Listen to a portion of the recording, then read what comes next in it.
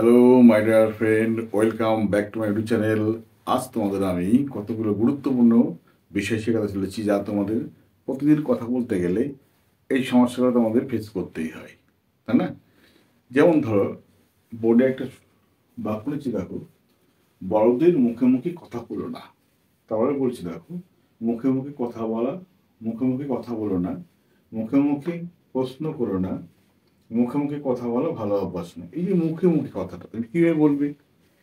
এই যে জাতীয় বাক্যগুলো করতে গেলে তুমি কিন্তু সহজেই করতে পারবে। এই মুখে মুখে কথাটা দুবার যখন আসছে, তখন তুমি কিভাবে বলবে? দেখো, বড়দের মুখোমুখি কথা বলো না। তাহলে কথা বলো না কি বলবে? দেখো, কথা বলো না, don't talk.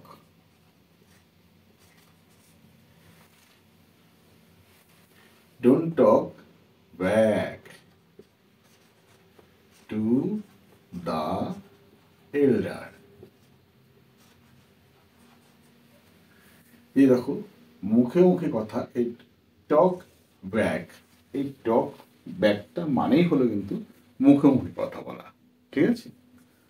Don't talk back to the এল্ডার। বড়দের মুখে মুখে কথা বলো না। আগে বলে মুখে মুখে কথা বলো না, কি বলে? দেখো, ডোন্ট বা ডু নট, নট টক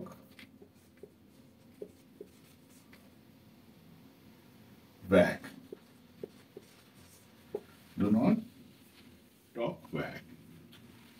মুখে মুখে প্রশ্ন করো না। একই দেখো, ডোন্ট আস্ক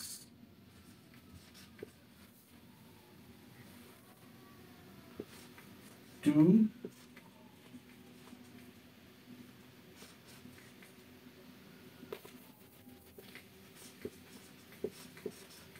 টক ব্যাক,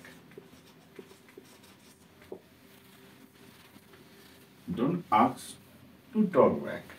ঠিক আছে? মুখোমুখি কথা বলা খারাপ অভ্যাস।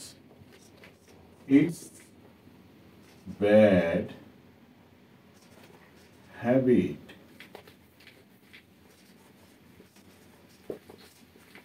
To talk back. তো মুখে মুখে কথা বলা খারাপ অভ্যাস, কি বলবে? It's bad habit to talk back. মুখে মুখে প্রশ্ন করো না, don't ask to talk back. ঠিক আছে? অথবা don't question to talk back. Don't question করো টু টক ব্যাক। মুখোমুখি কথা বলো না, ডোন্ট টক ব্যাক। আবার দেখো, বড়দের মুখোমুখি কথা বলো না, don't talk back to the এল্ডার। এইভাবে সহজেই তুমি করতে পারবে। ওকে?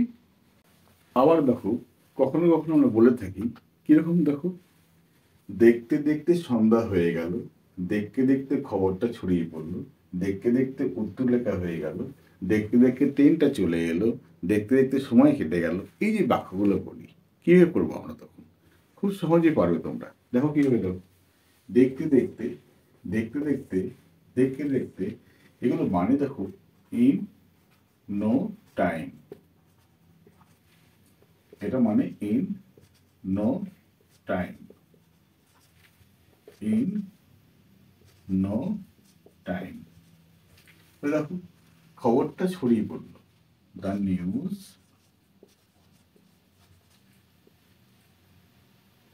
Is spreaded out in no time. The news is spreaded out in no time. দেখতে দেখতে উত্তর লেখা হয়ে গেল। তাহলে কি হবে? The answer has been written in no time. হয়ে গেল। দেখতে দেখতে সন্ধ্যা হয়ে গেল, কি হবে? It's evening in no time. খুব সহজেই এইভাবে তোমরা স্মার্টলি কথা বলবে, তোমাদের আর অসুবিধা হবে না। হুম? শিখে গেলে সহজেই।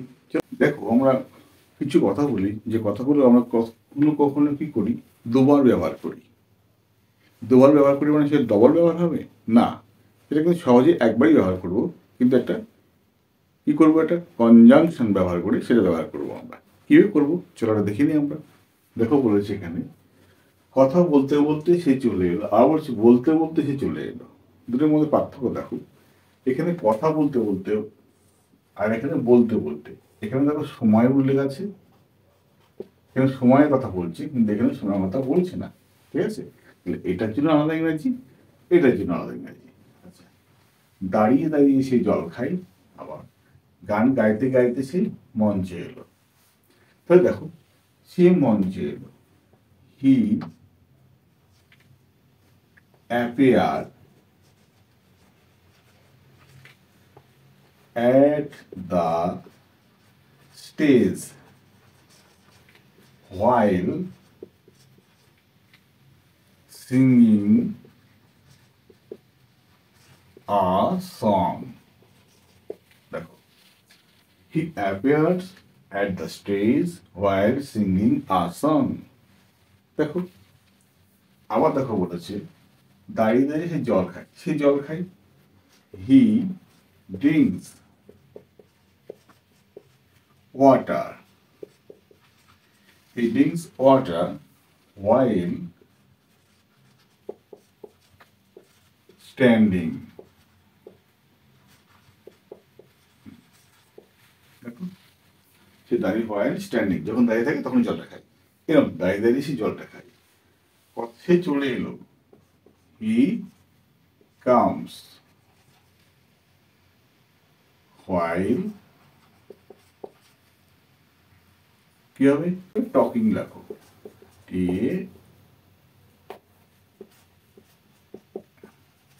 while talking।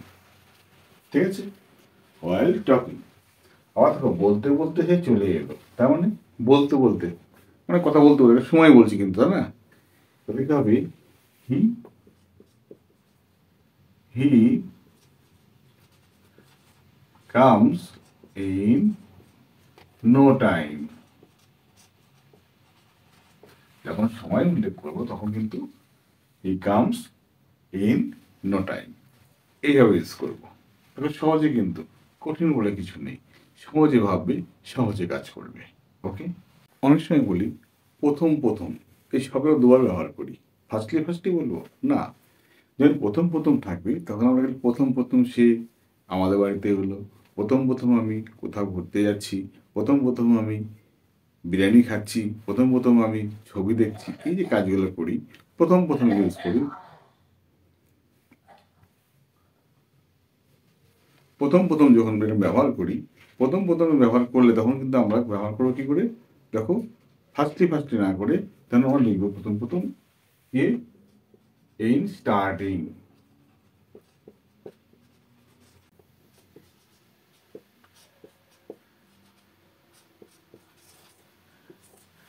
ইন স্টার্টিং অথবা ইনিশিয়ালি এই শব্দটা কিন্তু ব্যবহার করবো। তাহলে কি দেখো, প্রথম প্রথম সে ভয় পেত, তাহলে ইনিশিয়ালি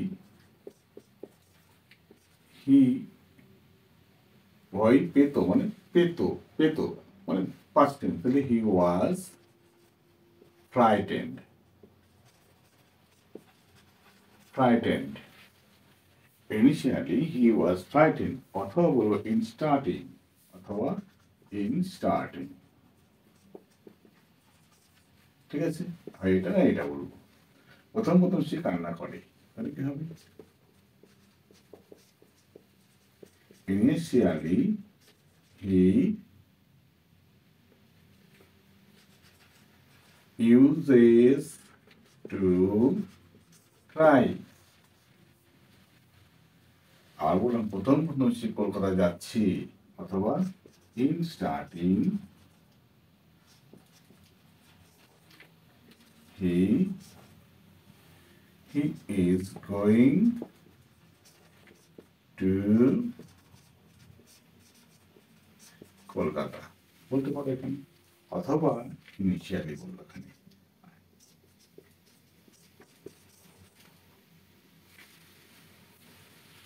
অথবা ইংলিশ মিডিয়ামে বলবে এখানে। ঠিক আছে, এইভাবে কিন্তু আমরা নিত্য প্রয়োজনীয় কথাগুলোকে আমরা সহজেই সাজিয়ে গুছিয়ে বলে ফেলতে পারি, তাই না? এখন থেকে কিন্তু আমরা সহজেই স্মার্ট হয়ে যেতে পারি। Okay, bye. কেমন লাগলো অবশ্যই জানাবে। Thank you.